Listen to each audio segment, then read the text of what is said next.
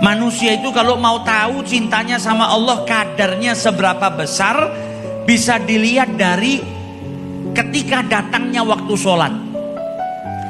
Kalau setiap kali datang waktu sholat kita bahagia, berarti kita cinta dengan Allah. Karena apa? Bahagia dengan datangnya waktu perjumpaan dengan yang kita cintai. Kalau datang waktu sholat kita malas, berarti belum cinta sama Allah. Karena dalam rumus cinta, gak ada yang namanya gak kepingin ketemu dengan kekasihnya. Yang namanya orang cinta itu pengennya senantiasa berjumpa dengan kekasihnya. Kalau kita dengar hayya ala sholah, waktu perjumpaan dimulai, gak bahagia, belum cinta sama Allah.